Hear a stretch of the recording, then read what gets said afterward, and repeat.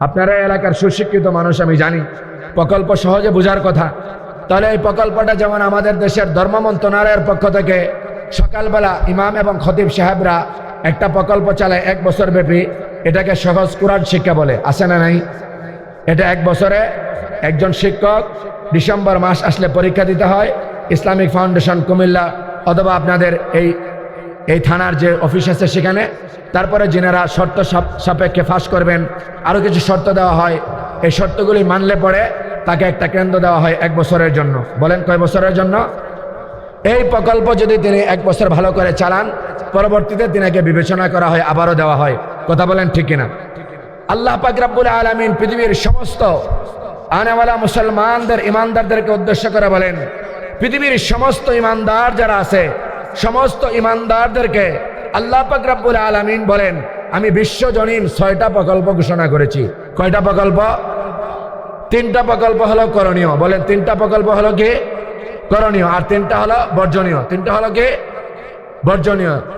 যদি এই 3টা করণীয় আর 3টা বর্জনীয় আমরা নিজেদের জীবনে বাস্তবায়ন করতে পারি, পৃথিবী বিখ্যাত মুফাসসির আল্লামা উবাইদুল্লাহ সিন্দি রহমাতুল্লাহি আলাইহি তার ঐতিহাসিক তাফসীরের গ্রন্থ তাফসীরে ইনকিলাবের মধ্যে সূরা ইনহালের 90 নম্বর আয়াতের ব্যাখ্যায় তিনি লিখেছেন, বিশ্বের মুসলমান শোনো, আমি একটানা 43 বছর কোরআনুল কারীমের দর্স দিয়েছি। এমনকি মক্কা মদিনায় 13 বছর কোরআনুল কারীমের দর্স দিয়েছি। মক্কা মদিনায় কত বছর? আরো জোরে বলেন। 13 বছর। কত বছর? তাহলে উনি সাধারণ আলেম ছিলেন না, অনেক বড় আলেম ছিলেন। উবাইদুল্লাহ সিন্দি রহমাতুল্লাহি আলাইহি কত বড় আলেম ছিলেন আরেকটা বিষয় বলি। তিনি ইন্তেকালের পরে তার কবর থেকে এমন খুশবু বের হয়েছিল, পরবর্তীতে উলামায়ে কেরাম মিলে আল্লাহর কাছে দোয়া করেছিলেন, এই খুশবু যদি মানুষ কবরে আসতে থাকে, কবরের মাটি নিয়ে মানুষ শেষ করে ফেলছে, একটা সময় শিরিকের মধ্যে লিপ্ত হতে পারে। এজন্য উলামায়ে কেরাম আল্লাহর কাছে দোয়া করছিলেন। পরে পরবর্তীতে উবাইদুল্লাহ সিন্দি রহমাতুল্লাহি আলাইহির কবর থেকে সুঘ্রাণ আসা বন্ধ হয়ে গেছে। উবাইদুল্লাহ সিন্দি রহমাতুল্লাহি আলাইহি তার তাফসীরে ইনকিলাবের মধ্যে লিখেছেন, পৃথিবীর মুসলমানেরা যদি কোরআনের অন্য আয়াত তো আছে থাকবে, কেবলমাত্র সূরা নাহালের 90 নম্বর আয়াতকে নিজেদের জীবনে বাস্তবায়ন করতে পারে, অর্থাৎ 3টা করণীয় আর 3টা বর্জনীয় থেকে বাঁচতে পারে, 3টা করণীয় সমাজে বাস্তবায়ন করে নিজের ব্যক্তিগত জীবনে, পারিবারিক জীবনে, রাষ্ট্রীয় জীবনে, তো আমি চ্যালেঞ্জ করলাম মুসলমানরা শতভাগ সফলতা অর্জন করতে পারবে। সুবহানাল্লাহর আস্তে কোন। এখন আমরা প্রথমে জানি কি প্রকল্প আল্লাহ দিয়েছেন, সহজ সরল অনুবাদ জানি, তারপরে তাফসিরে যাব যতটুকু সম্ভব হয়। রাজি আছেন ইনশাআল্লাহ? তাহলে 3 প্রকল্প হলো করণীয়। আল্লাহ কি বলেন দেখেন, সূরা নাহালের 90 নম্বর আয়াত আল্লাহ বলেন, ইন্নাল্লাহা ইয়া'মুরু বিল আদলি ওয়াল ইহসান। আল্লাহ বলেন, ও পৃথিবীর মুসলমানেরা, তোমাদের জন্য 1 নম্বরের প্রকল্প হলো করণীয়। একটা কাজ আমি আল্লাহর পক্ষ থেকে তোমরা করবা। আমি রব্বুল আলামিন তোমাদের জন্য আদেশ দিয়েছি, তোমরা সর্ব অবস্থায় সর্ব মুহূর্তে যেই দিন থেকে প্রাপ্তবয়স্ক উপনীত হবা, সেই দিন থেকে নিয়ে ইন্তেকাল হওয়া পর্যন্ত তোমরা ইনসাফগার হবা। আদলের বাংলা সহজে ইনসাফ আপনারা বুঝেন? ইনসাফ বুঝেননি? ন্যায় পরায়ণ বুঝেন তো? কথা বলেন, ন্যায় পরায়ণ বুঝেন? 1 নম্বর আল্লাহ বলেন আদল। তোমরা কি করবা? ন্যায় পরায়ণ হবা। নিজের ব্যক্তিগত জীবনে, পারিবারিক জীবনে, রাষ্ট্রীয় জীবনে, সকল অঙ্গনে তোমরা যদি ন্যায় পরায়ণ হও, তাহলে তোমাদের জন্য ফ্যাসিলিটি আছে আমি আল্লাহর পক্ষ থেকে। সুবহানাল্লাহ বলেন। 2 নম্বর আল্লাহ বলেন আল ইহসান। ও পৃথিবীর মুসলমানেরা, 2 নম্বর করণীয় হলো আমি আল্লাহর পক্ষ থেকে তোমাদের জন্য তোমরা সর্ব অবস্থায় দয়াশীল হবা। মুসলমান জীবনে তুমি কখনো সর্ব অবস্থায় পরোপকার করবা, অর্থাৎ ইহসানের আরেক তর্জমা, বাংলা তর্জমা হলো পরোপকার করা। কি করা? অর্থাৎ মানুষের ক্ষতি না করা, পারলে উপকার করা। কি করা বলেন? কিন্তু আজকের এই সমাজে মানুষ উপকার করবে তো দূরের কথা, বেশিরভাগ সমাজের মানুষকে দেখা যায় সুযোগ পাইলেই একজনের বিরুদ্ধে কথা বলে, অথবা একটু সুযোগ পেলেই পূর্বসূত্র ধরে তাকে ডাবায়া দিতে চায়। কথা বলেন ঠিক কিনা? কিন্তু আল্লাহ পাক রব্বুল আলামিন কোরআনুল কারীমের সূরা নাহালের 90 নম্বর আয়াতে 2 নম্বর আদেশ দেন, ও পৃথিবীর মুসলমানেরা, 2 নম্বর আমি আল্লাহর পক্ষ থেকে আদেশ হলো তোমরা সর্ব অবস্থায় কে করবা? পরোপকার করবা, মানুষের উপর দয়া করবা। 3 নম্বর আল্লাহ বলেন ওয়া ইতাইযিল কুরবা। আমি আল্লাহর পক্ষ থেকে 3 নম্বরের আদেশ হলো তোমরা সর্ব অবস্থায় তোমাদের আত্মীয় স্বজনকে দান করবা, অথবা অন্য আয়াতে আল্লাহ বলেন আত্মীয়তার হক আদায় করবা। সুবহানাল্লাহর আস্তে কোন আপনাদের এই কুমিল্লা এলাকায় সমস্ত মানুষ তার বোনের হক দিয়ে দিছে, সমস্ত ভাই তার ভাইয়ের হক দিয়ে দিছে। ভাই ভাইদের সাথে হক নিয়ে কোনো ঝামেলা নাই, বোনদের সাথে ভাইয়ের হক নিয়ে কোনো ঝামেলা নাই। প্রায় ক্ষেত্রে এই সমাজে দেখা যায় নিজেদের ভাই বোন আত্মীয় স্বজন, এমনকি বাবা মারা গেলে ফুফু থাকে, ফুফু আসলে পরে হকের জন্য গরিবী অবস্থায় আছে, হালত দুর্বল হয়ে গেছে, ভাইয়ের কাছে আসছে, ভাই ছেলেটাকে বিদেশ পাঠাইবো, একটু অসুবিধায় পড়ছি, হেল্প করেন। ভাই বলে সমস্যায় আছি, কেননা আমি যদি তোমাকে এই আপনাদের এই উপজেলা শহরের নাম কি, ব্রাহ্মণপাড়া শহরের একটা বিল্ডিং 4 তালা, এখন ফুফু হিসাব করে এই 4 তালার 1 তালা পেয়ে যাবেন। এখন তিনি ভাই দিতে চান না, অসুবিধায় পড়ছে ফুফু, এখন ভাতিজার কাছে আসছে, ভাতিজা ভাইপো আমার, ভাই তো আমার নাই, তিনি তো থাকলে দিতেন, প্রয়োজন মনে করছি না, এখন অসুবিধায় পড়ছি, আমি একটু প্রয়োজন, তুমি আমাকে কিছু দাও। চাইলে তো পুরাটাই দিতে পারতেন, কিন্তু ততটুকু বলে না, একটু উপকার করো। কিন্তু ভাতিজা বলে ভাই, ফুফুকে বলে ফুফু অসুবিধায় আছি, এখন পারবো না, পরবর্তীতে যোগাযোগ করব। এমন কিছু মুসলমান আপনাদের সমাজে আছে না নাই? আওয়াজ দিয়ে বলেন আছে না নাই?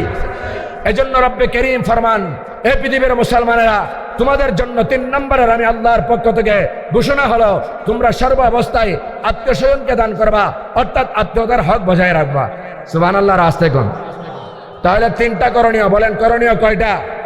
আওয়াজ দিয়ে বলেন কয়টা? 1 নম্বর হলো আল্লাহ বলেন আদল, তোমরা ইনসাফগার হবা, ন্যায়পরায়ণ হবা।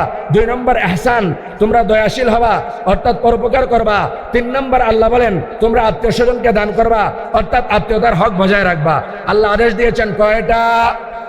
আরো জোরে কয়টা? কয়টা? 3টা। জোরে বলেন কয়টা? আবার নিষেধ করেছেন আল্লাহ 3টা। বলেন নিষেধ কয়টা করেছেন? আল্লাহ বলেন ইন্নাল্লাহা ইয়া'মুরু বিল আদলি ওয়াল ইহসান ওয়া ইতা'i যিল কুরবা ওয়া ইয়ানহা আনিল ফাহশা।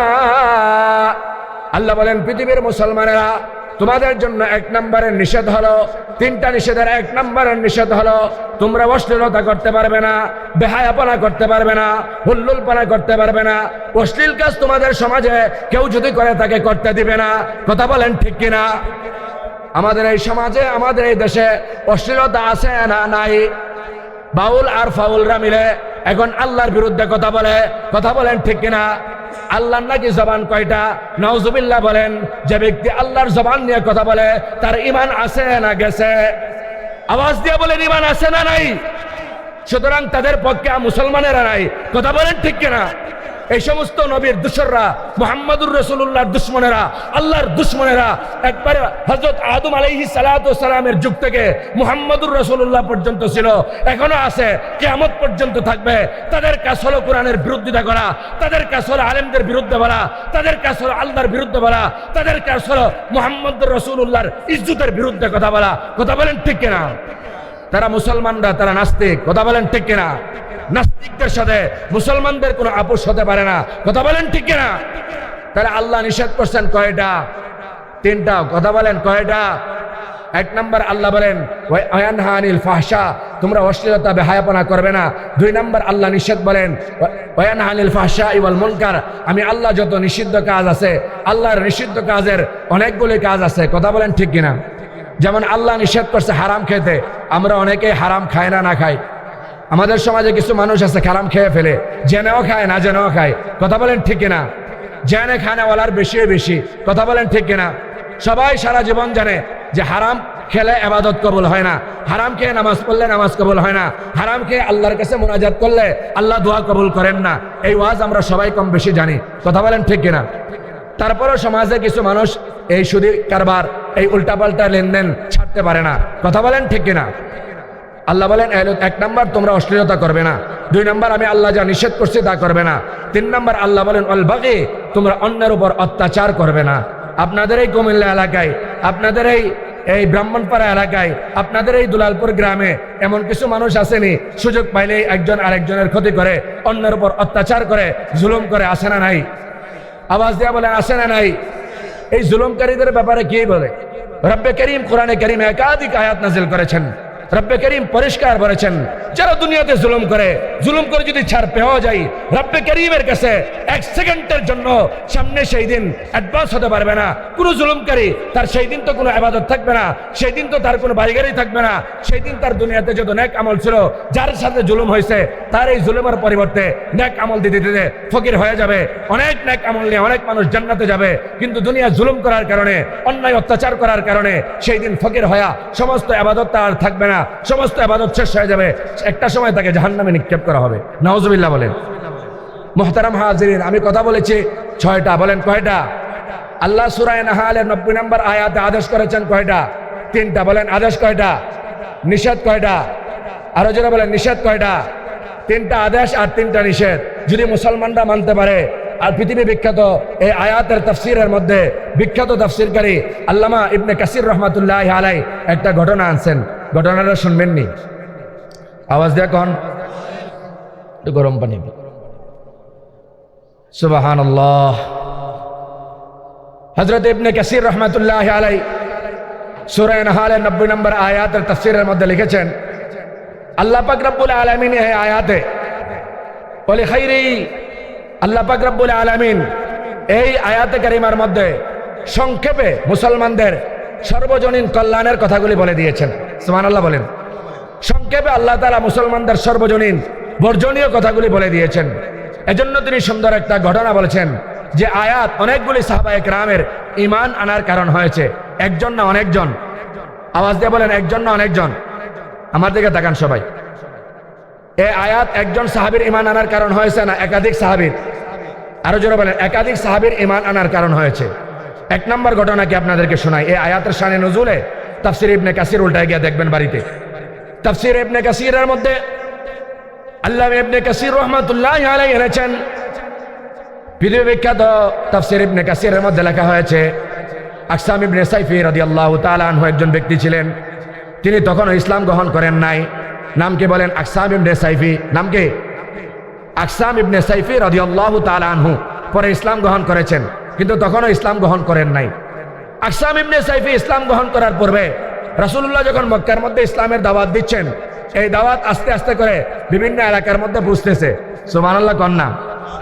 আকসাম ইবনে সাইফি ছিল এক বিশাল এলাকার, আপনাদের এই পুরো এলাকার, আপনাদের এই দেবিদ্যা, আপনাদের এই বুড়িচং, আপনাদের এই পুরো এই থানার মধ্যে যেমন একটা এলাকা, এমন একটা বিশাল এলাকার সে বড় লিডার ছিল। ধরনের এমপি যেমন পাওয়ার আছে, এমন একটা পাওয়ার নিয়ে আকসাম ইবনে সাইফি চলতো। সুবহানাল্লাহ কন্যা। নরমাল নেতা না বড় নেতা? ছোটখাটো নেতা, ফাতি নেতা না বড় নেতা? আওয়াজ দিয়ে বলেন অনেক বড় নেতা। আকসাম ইবনে সাইফি তার সমস্ত লোকদেরকে ডাকছে, সুশিক্ষিত মানুষ যারা আছে সমাজে, ডাকে বলে, ভালো করে শুনবেন মনোযোগ দিয়ে। আকসাম ইবনে সাইফি বলে, ঠান্ডা ঠান্ডা। আকসাম ইবনে সাইফি বলে, আমার লোকেরা তোমরা শোনো, কি মুহাম্মদের সম্পর্কে এই কথা আমি শুনতেছি, তোমরা কি কোনো কিছু জানো? অনেকে বলল যে হ্যাঁ, আমরাও মুহাম্মদ সম্পর্কে শুনি, সে অনেক ভালো মানুষ, অনেক কথাই বলে, কিন্তু আমরা মুহাম্মদ সম্পর্কে ভালো এজন্য বলি না কারণ সে আমাদের ধর্ম নিয়ে কথা বলে, এজন্য তাকে আমরা ভালো জানি না। নাউজুবিল্লাহ বলেন। আকসাম ইবনে সাইফি বলে, তোমরা ভালো জানো আর না জানো, আমার ইচ্ছা হয়েছে আমি মুহাম্মদের কাছে যাব এবং তাকে 2টা প্রশ্ন করব। আমার এই 2টা প্রশ্নের জবাবে মুহাম্মদ কি বলে, তারপর আমি ফয়সালা গ্রহণ করব। সুবহানাল্লাহ কইতেন না? আকসাম ইবনে সাইফি একথা বলার পর তার দরবারের সমস্ত বিশাল মানুষ, জ্ঞানীজনরা, বুদ্ধিজীবীরা বসা আছে। সব বুদ্ধিজীবীরা বলে, আকসাম আপনি আমাদের নেতা, আপনি আমাদের এত বড় লিডার, মুহাম্মদের কাছে আপাতত আপনি যাওয়া আমরা সমীচীন মনে করি না। আপনি একটা কাজ করেন, আমাদের মধ্য থেকে 2 জন সুশিক্ষিত ব্যক্তিকে দায়িত্ব দেন। আপনার যদি কোনো প্রশ্ন থাকে, এই প্রশ্নগুলি তারা লিখে নিয়ে যাবে, মুহাম্মদকে তারা প্রশ্ন করবে, মুহাম্মদ প্রতি উত্তরে কি জবাব দেয়, তারপরে এসে ফয়সালা গ্রহণ করা হবে। এর আগে আপনাকে যাওয়া আমরা প্রয়োজন মনে করি না। আকসাম বললেন, বেশ ভালো কথা, তাহলে আমার গোত্র থেকে 2 জন সুশিক্ষিত লোক কারা যাবে? সংক্ষিপ্ত বলছি, ভালো করে শুনেন। এই 2 জন লোক যাবে, তারা সুশিক্ষিত, অত্যন্ত ভাষা বুঝে, আরবি ভাষাও ভালো বুঝে। সুবহানাল্লাহ কন্যা। এই 2 জন লোককে পাঠিয়ে দিল নবীজির দরবারে। কার দরবারে? আকসাম ইবনে সাইফি। পাঠানোর সময় 2টা প্রশ্ন করছে যে মুহাম্মদকে 2 প্রশ্ন করবা, মুহাম্মদ কি উত্তর দেয় ভালো করে মুখস্থ করে আইসা আমাকে জানাইবা। তো এই 2 জন প্রতিনিধি দল রাসূলুল্লাহ সাল্লাল্লাহু আলাইহি ওয়াসাল্লামের দরবারে পৌঁছলেন। রাসূলের দরবারে কেউ পৌঁছলে 1 নম্বরের বিষয় হলো পরিচয় পর্ব শেষে আপ্যায়ন গ্রহণ করতে হয়। কে গ্রহণ করতে হয়? আমরা আপ্যায়ন করি না আলহামদুলিল্লাহ। আর আপনারা এখন যে ওলামায়ে কেরাম, আপনাদেরকেও তো ইনশাআল্লাহ মাহফিল শেষে তাবারুক আছে না নাই? আওয়াজ দিয়ে বলেন তাবারুক আছে আলহামদুলিল্লাহ। তো ওলামায়ে কেরামদেরকে খাবার দিচ্ছেন, আপনারা আপ্যায়ন করতেছেন। আপ্যায়ন প্রিয় মানুষ, মুসলমানদের বড় বৈশিষ্ট্য আপ্যায়ন করা। কথা বলেন ঠিক কিনা? রাসূলুল্লাহ তাদেরকে আপ্যায়ন শেষ করলেন, বললেন কোথায় থেকে এসেছেন? বলল যে আমাদের এমুক এলাকা, আমাদের লিডারের নাম হলো আকসাম ইবনে সাইফি, তিনি পাঠাইছেন আপনার কাছে, সংক্ষিপ্ত 2টা প্রশ্ন করব, আপনি শুধু উত্তর দিবেন, উত্তর দেওয়ার পর আমরা চলে যাব। রাসূল সাল্লাল্লাহু আলাইহি সাল্লাম বললেন ঠিক আছে, বলেন আপনারা এবার কি প্রশ্ন করতে চান।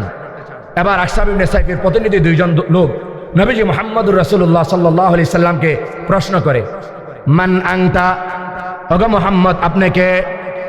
1 নম্বরের প্রশ্ন আমাদের লিডার আকসাম ইবনে সাইফি আপনাকে করতে বলেছে, আপনি কে? এবার নবীজি মুহাম্মদুর রাসূলুল্লাহ কি জবাব দিয়ে দেখেন, মান আনতা। নবীজি বলেন আমি হইলাম আব্দুল্লাহর পুত্র মুহাম্মদ। সুবহানাল্লাহ কোন। আমরা যদি আজকে হতাম, বর্তমানে এই দুনিয়ার আমরা বিগত সময়ে দেখেছি এমপি মন্ত্রী মহোদয় এমন অনেক মানুষ আছে সমাজের ক্ষমতাধর, পোস্টারের মধ্যে কেবল তার নাম দেওয়া হয় নাই, এই জন্য মাহফিল বন্ধ করে দিছে। কথা বলেন ঠিক কিনা? নাম দিছে কিন্তু একটা ডিগ্রি ভুল হয়েছে, এই জন্য মাহফিল বন্ধ। এমন অনেক মাহফিলে আমি গেছি। কথা বলেন ঠিক কিনা? কিন্তু মুহাম্মদ বেশি কিছু বলেন নাই। নবীজি মুহাম্মদুর রাসূলুল্লাহ তাদের সামনে বললেন আমার সংক্ষিপ্ত পরিচয় হলো আমি আব্দুল্লাহর পুত্র মুহাম্মদ। 2 নম্বর আবার আকসাম ইবনে সাইফির প্রতিনিধিরা বলে ওমা আনতা, আপনি কি? 1 নম্বর তো আপনি কে সেটা বললেন বুঝলাম, 2 নম্বর বলেন আপনি কি? এবার নবীজি মুহাম্মদ সাল্লাল্লাহু আলাইহি সাল্লাম বলেন আমি আল্লাহ তাআলার পক্ষ থেকে প্রেরিত বান্দা এবং তার রাসূল। নবীজি শুধু 2টা উত্তর বলেছেন, আর কিছু বলেন নাই। এমনই মুহূর্তে জিবরাইল আমিনকে রাসূলুল্লাহ সাল্লাল্লাহু আলাইহি সাল্লামের দরবারে পাঠানো হয়েছে। আল্লাহ রাসূল সাল্লাল্লাহু আলাইহি সাল্লামের কাছে আয়াতে কারিমায় জিবরাইল আমিন হাজির। আল্লাহ রাসূল সাল্লাল্লাহু আলাইহি সাল্লাম তারা উঠে যাবে, এমনই মুহূর্তে তাদেরকে বললেন বসো, তোমাদেরকে একটা কথা বলি। এই আয়াতে কারিমা তাদের সামনে শুনাইলেন, আকসাম ইবনে সাইফির লোকদের সামনে। কি আয়াত? এই আয়াত পড়েন আমার সাথে, ইন্নাল্লাহা ইয়া'মুরু বিল আদলি ওয়াল ইহসান ওয়া ইতা'i যিল কুরবা ওয়া ইয়ানহা আনিল ফাহশা'i ওয়াল মুনকারি ওয়াল বাগই ইয়া'iদুকুম লাআল্লাকুম তাযাক্কারুন। নবীজি যখন এই আকসাম ইবনে সাইফির প্রতিনিধিদের সামনে 2 জন ব্যক্তির সামনে আয়াত একবার তেলাওয়াত করলেন, তারা বলে মুহাম্মদ আরেকবার আপনি আমাদের সামনে পড়েন।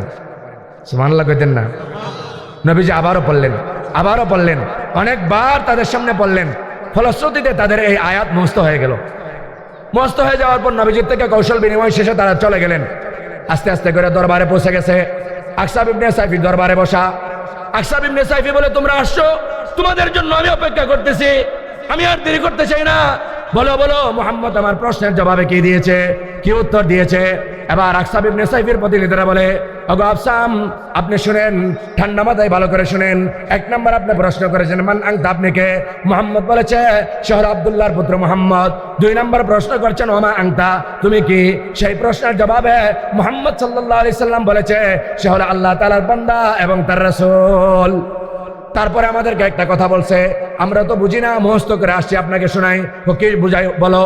এবার আকসাম ইবনে সাইফির সামনে লোকেরা তার 2 জন প্রতিনিধি দূত বলে ইন্নাল্লাহা ইয়া'মুরু বিল আদলি ওয়াল ইহসান ওয়া ইতা'i যিল কুরবা ওয়া ইয়ানহা আনিল ফাহশা'i ওয়াল মুনকারি ওয়াল বাগই ইয়া'iদুকুম লাআল্লাকুম তাযাক্কারুন। আয়াত শোনার পরে